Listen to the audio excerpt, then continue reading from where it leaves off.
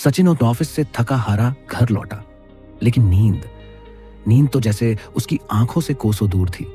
दिमाग में बस एक ही रट लगी थी, मैं ये प्रोजेक्ट नहीं कर पाऊंगा, मैं दूसरों जितना स्मार्ट नहीं हूं, शायद मैं हमेशा ऐसे ही रहूंगा।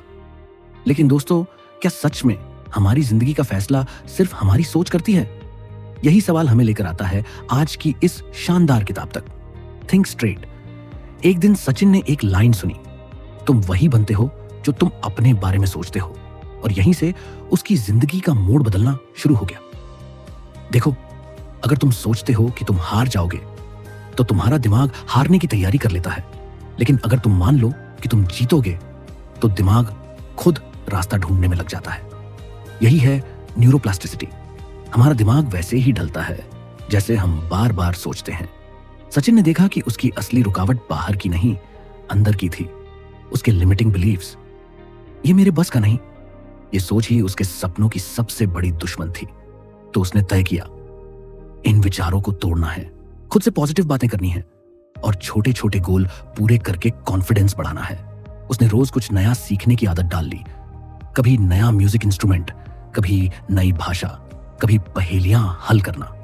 और इसका नतीजा, उसका दिमाग नए नए रास्ते बनाने लगा और उसकी सोच मजबूत होती चली गई।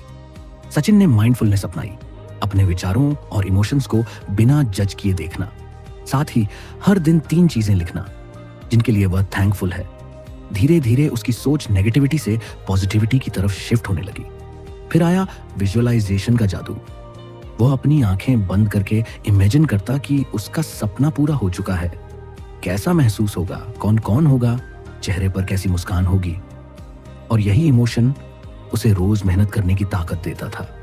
रिश्तों में भी बदलाव आया, बेहतर कम्युनिकेशन, माफी मांगना, पॉजिटिव बॉडी लैंग्वेज। इन छोटी छोटी चीजों ने उसकी लाइफ में नए दरवाजे खोल दिए।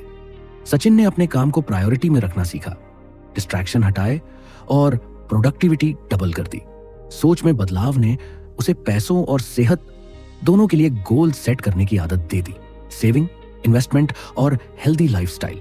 कुछ महीनों बाद उसकी जिंदगी बाहर से नहीं, अंदर से बदली थी। सोच बदलते ही उसकी पूरी दुनिया बदल गई थी। दोस्तों, ये याद रखो, तुम्हारा दिमाग एक बगीचे की तरह है, जो बीज इसमें बोओगे वही फसल काटोगे। तो आज से पॉजिटिविटी, फोकस और आत्मविश्वास के बीज बोना शुरू करो और देखो कैसे जिंदगी खिल उठती है। अगर आपको ये कहानी पसंद आई तो लाइक, सब्सक्राइब और कमेंट में बताओ आज से अपनी सोच में कौन सा बदलाव लाने वाले हो।